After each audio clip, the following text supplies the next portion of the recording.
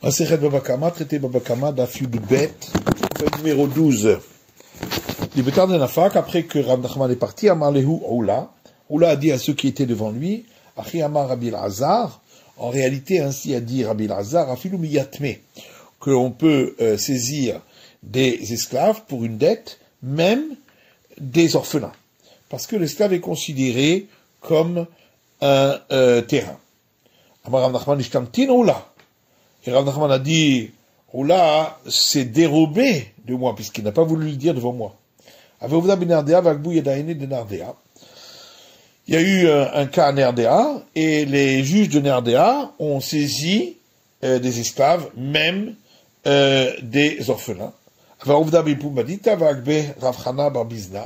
Et il y a eu une fois une histoire à Pumbedita, et Rav Chana bar Bizna a saisi lui aussi des esclaves. Amarlu Rav Nachman Zilu Adoru, et Rav Nachman leur a dit, rendez ce que vous avez pris.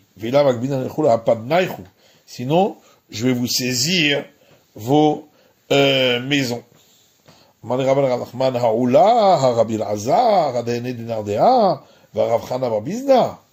Alors Rav a dit à Rav Nachman, voilà que Oula, et voilà que Rabbi Elazar, et voilà que les juges de Nerdéa, et voilà que Rav Chana bar Bizna, tout cela on dit que on peut saisir des esclaves, Markeman Svirale, et vous le maître, qui est-ce que vous suivez?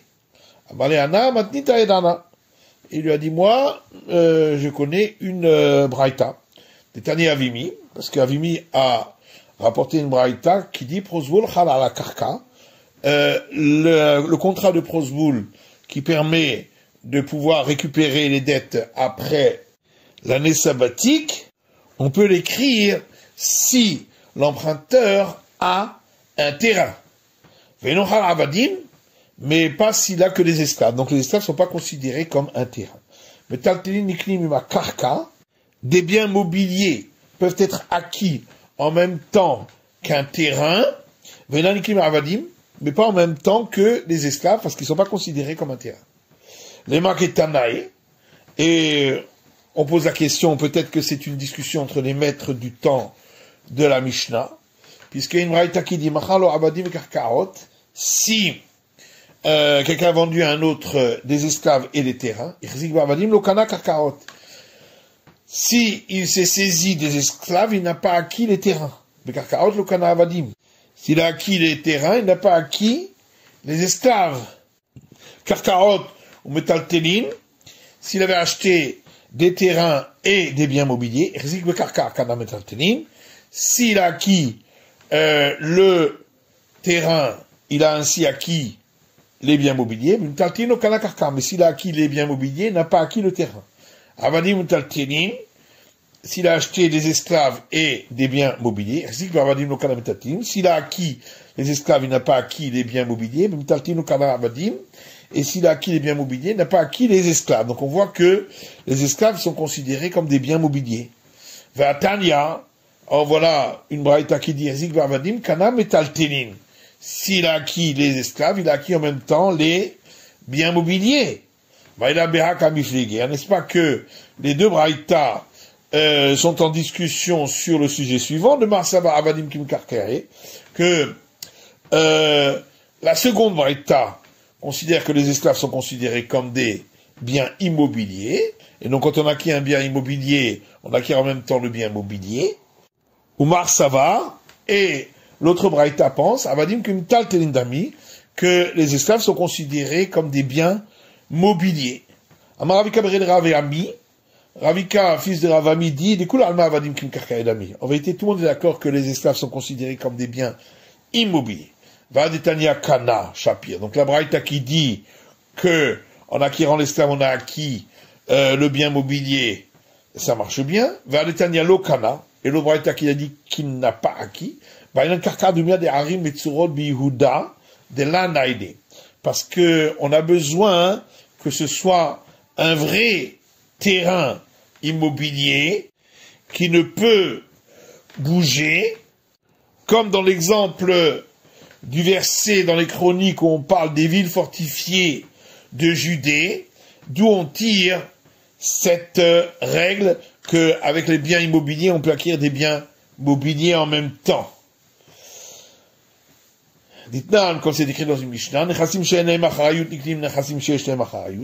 des biens qui ne constituent pas une garantie, donc des biens mobiliers, peuvent être acquis avec des biens qui constituent garantie, donc des biens immobiliers. Mais kesef, bishtar ou bechazaka, quand on acquiert ces derniers avec de l'argent, avec un acte écrit ou en montrant sa propriété. Minan Emile, et d'où c'est toi, Macheskia dit la Makra, parce qu'il y a un verset dans les chroniques qui dit Vaïten Nahem Aviem Matanot Rabot, les Kesef et la Zahav ou le Migdanot, et leur père leur a donné de nombreux cadeaux, d'argent, d'or et de douceur, avec des villes fortifiées de Judée. Donc on voit que c'est acquis en même temps. Cas d'Amré, d'autres disent, Amaravika Berede Ravidi, Ravika fils de Ravidi dit, Dekula Almarade Kimtal Teledame. Tout le monde est d'accord que les esclaves sont considérés comme des biens mobiliers. Valetania Lokana Shapir, donc la Braïta qui dit que en ayant acquis l'esclave, on n'a pas acquis les biens mobiliers, on comprend. Valetania Kana, et l'autre Braïta qui a dit qu'on acquiert, Be'odan Alav. On parle lorsque les biens mobiliers sont sur l'esclave. Ve'odan Alamai Have. La Gemara dit, mais même s'ils sont sur l'esclave, qu'est-ce que ça peut faire? C'est comme une cour qui peut marcher. Une cour qui peut marcher ne constitue pas un moyen d'acquisition. Alors tu vas répondre qu'on parle d'un cas où l'esclave était immobile. Pourtant Rava dit, dans tous les cas où, si il marche, il ne peut acquérir, lorsque il se tient immobile ou assis, il ne peut pas acquérir non plus. En vérité, on répond, Bekafout, qu'on parle ici d'un cas où l'esclave était ligoté. Donc il ne peut se mouvoir, c'est pourquoi il constitue un moyen d'acquisition comme une cour qui ne peut marcher. Vatania, Erzik Bekarkakana Avadim. Et pourtant voilà qu'il y a une braïta qui dit, si on a acquis le terrain, on a acquis les esclaves, alors qu'une autre braïta dit qu'on n'a pas acquis les esclaves, on répond que celle qui dit qu'on les a acquis, c'est lorsque ils se tiennent debout dans le terrain. Mais alors ça veut dire que celui qui dit qu'ils ne sont pas acquis, c'est lorsqu'ils ne sont pas sur le terrain. Alors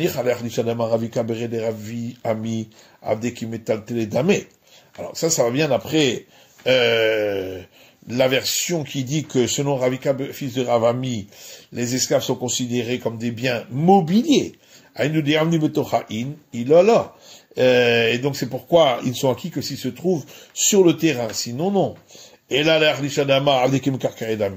par contre, d'après la version qui dit que les esclaves sont considérés comme des terrains, la Maniam din Betorah, pourquoi doivent-ils se trouver sur le terrain? Amar Shmuel, pourtant Shmuel dit que si quelqu'un a vendu 10 champs dans 10 pays différents, à partir du moment où il a fait un acte d'acquisition sur le terrain, sur un des terrains, il a acquis tous les autres. Et la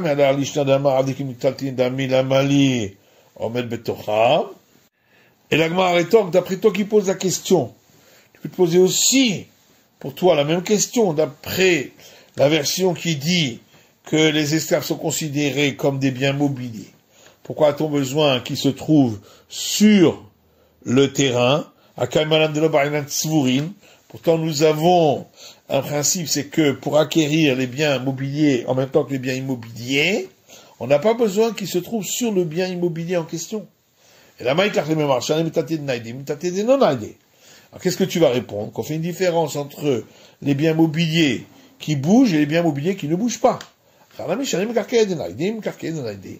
Donc, la même chose on dira par rapport à ta question, qu'on fait une différence entre les biens immobiliers qui bougent et les biens immobiliers qui ne bougent pas.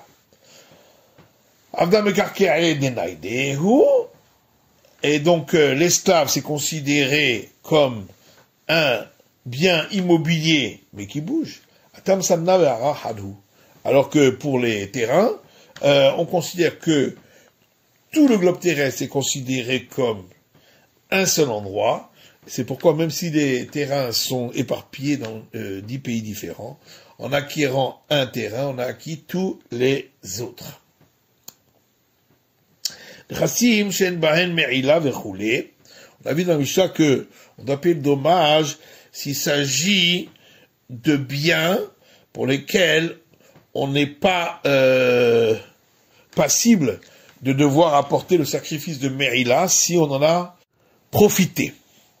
Et là-dessus, la Gemara dit Merila ou Delet Behu. Donc c'est le sacrifice de Merila qu'il ne faut pas qu'il soit passible. Ha Migdash Kaché. Mais donc, ça pourrait très bien être des biens consacrés malgré tout. Mantana, qui est l'auteur de cette Mishnah, Rabbi Chanan bekochim kalim, valiba de Rabbi Yossi Aglili, ama mamon be'alim hu. Rabbi Chanan dit, il s'agit d'offrandes sanctifiées d'une sanctification légère, qui d'après Rabbi Yossi Aglili est considérée comme appartenant au propriétaire. L'Étania, comme c'est marqué dans une braïta, ou ma'ala ma'al bashem, le verset dit dans le Lévitique, et il aura commis une faute contre l'Éternel, rabot kochim kalim shehen mamono. On inclut là les offrandes sanctifiées de manière légère qui sont considérées comme l'argent du propriétaire, dit Rabbi Yossi Aglili, parole de Rabbi Yossi Aglili. Mais pourtant il y a une Mishnah qui dit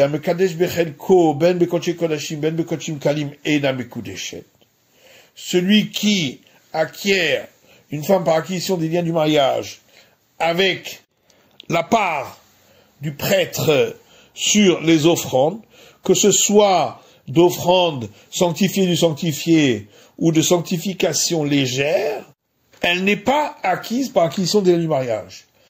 Leïma, dès lors que Rabbi Yossi Aglili, va-t-on dire que ça ne va pas d'après l'avis de Rabbi Yossi Aglili? Et on répond à floutément Rabbi Yossi Aglili. Non, ça peut aussi aller selon l'avis de Rabbi Yossi Aglili. Qui a Rabbi Yossi Aglili? Quand Rabbi Yossi Aglili a dit que ça appartient au propriétaire, mais Haïm, c'est quand l'animal est en vie, Avalaha Shrita, mais après son abattage rituel en tant que sacrifice, Afilou Rabbi Yossi Aglili modé, même Rabbi Yossi Aglili est d'accord, que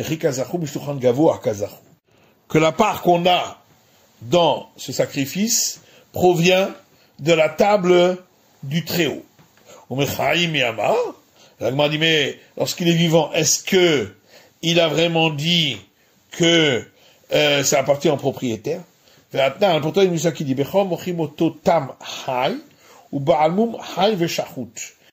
un premier-né animal, on peut le vendre de nos jours, s'il n'a pas de défaut, uniquement lorsqu'il est encore en vie, parce qu'après son abattage rituel, on n'a plus le droit d'en profiter, puisqu'on aurait dû l'abattre rituellement dans le temple, ou ba'almum chay veshachut. S'il a un défaut, on peut le vendre qu'il soit vivant ou abattu rituellement. Mais kachinbo est aïcha, et on peut l'utiliser pour acquérir avec une femme par acquisition des liens du mariage. Amar Rav Nachman, Amar Rabba Baravua. Et Rav Nachman dit au nom de Rav Baravua, lo shanu ela bechor bizman azeh. On parle uniquement du premier-né animal de nos jours, de Kevan de la Hazil Akrava. Car étant donné qu'on ne peut pas l'offrir, les prêtres ont une acquisition dessus. Mais du temps du temple, le Hazil Akrava, on pouvait l'offrir, là, non. Et là-dessus, Rava a objecté à Rav Nachman, à partir d'une braïta qui dit, et il a fauté pour l'Éternel, le Rabot Kodashim Kalim Shel Mamono, pour inclure les offrandes sanctifiées légèrement, qui sont considérées comme son bien.